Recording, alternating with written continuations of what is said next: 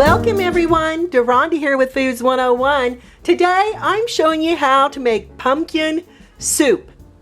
Don't let it scare you. This pumpkin is an excellent source of vitamin E, vitamin B6, potassium, vitamin C, and it's very high in vitamin A. Very healthy for you. The ingredients you're going to need is 4 cups of your low sodium chicken broth, 2 15-ounce cans of your pureed pumpkin. This is solid pumpkin in a can. 1 tablespoon of your chopped garlic cloves. You're going to need about 3. 1 tablespoon of your ginger. This is the root that you can buy in your produce department of your grocery store. And make sure you use fresh. 1 teaspoon of salt, and that's optional. 1 13-ounce can of coconut milk. 1 lime. You're going to need about 2 tablespoons. You may need to use 2. 1 tablespoon of olive oil. 1 cup of water. And 1 large onion chopped. This is 1.5 cups. First, gonna sweat these onions in a 5-quart Dutch oven over medium heat. If you don't have a large Dutch oven, you can go ahead and use a very heavy bottom cooking pan. We're gonna let this sweat for the next 8 minutes. After 4 minutes, your onions will be looking like this. You think they're cooking too fast? Turn your heat down a little. Continue stirring often. After 8 minutes, your onions are looking like this. You have a little caramelization going on around those onion pieces. Add that garlic and ginger. Saute this for an additional 1 minute. Continue stirring. The aroma of that garlic and the ginger and onion, oh my goodness, it smells fantastic. Add the chicken broth, the water, and all that pumpkin puree. Be sure you use a spatula so you can get it all out of your can there. Stir until well blended. Bring this up to a boil, so I'm turning up my heat to medium high. Once your soup begins to boil, we're going to add that coconut milk. Oh my, this is going to give it a rich, lovely, creamy flavor. And if you would like to add curry to this soup, you may. You're probably wondering, why don't I add curry?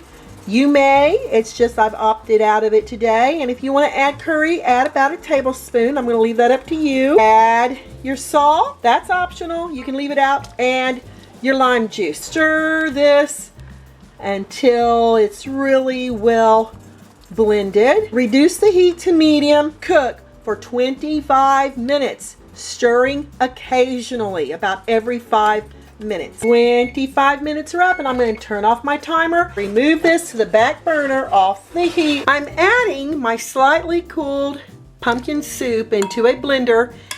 If you want to use a food processor, you may.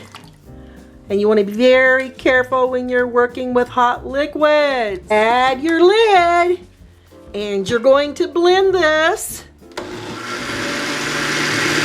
until all your garlic and ginger are pureed into your pumpkin soup. I would blend for about 30 seconds to 40 seconds. 30 seconds are up. Let's see what that soup looks like. And whoa, it is very, very warm. But look how beautiful that is, lovely and creamy. The idea is to keep that ginger and garlic whole but well blended in your soup for an ultimate punch of flavor. Wow, yum. Absolutely fantastic. We've got that ginger and garlic blended into our pumpkin soup. We're going to add it right back into the same pan we made our soup in. Heat on medium low. Pumpkin soup has heated through. Pumpkin soup's on.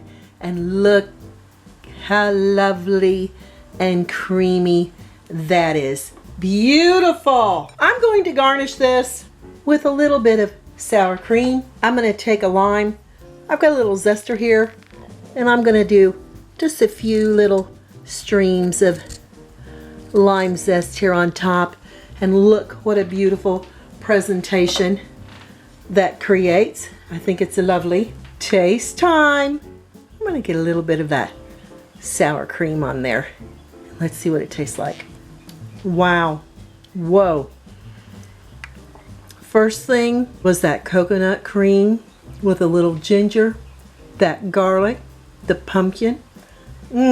Delicious, creamy, full of flavor, a perfect soup for these chilly fall days. Fantastic. I'm Deronda with Foods 101. Give me thumbs up, leave me a comment, follow me here on YouTube and Instagram, and I'll catch you lovely people later.